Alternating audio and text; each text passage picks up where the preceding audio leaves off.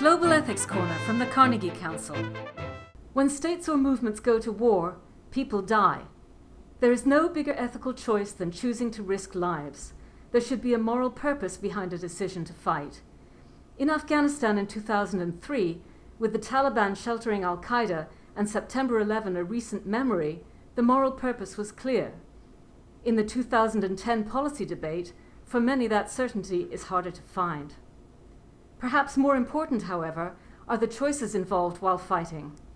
Three competing demands must be balanced. These are amplified in a non-conventional war like Afghanistan, where a counter-insurgency strategy places them in sharp contrast. First, young combatants are conscripted or volunteer to fight and perhaps die.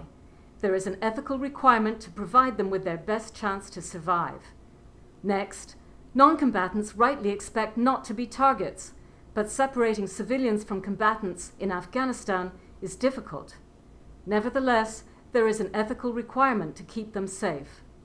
Finally, battles must be fought, and when choosing missions, there is usually a tension between implementing the strategy and risking soldiers or civilians. Balancing these three competing demands can be a vicious circle. Emphasizing mission puts winning first, but in Afghanistan, killing civilians jeopardizes the mission. Rules of engagement for soldiers that try to limit civilian deaths increase soldiers' risks. What would you do? How do you choose missions to fight a war effectively while minimizing civilian deaths and meeting the obligation to your soldiers?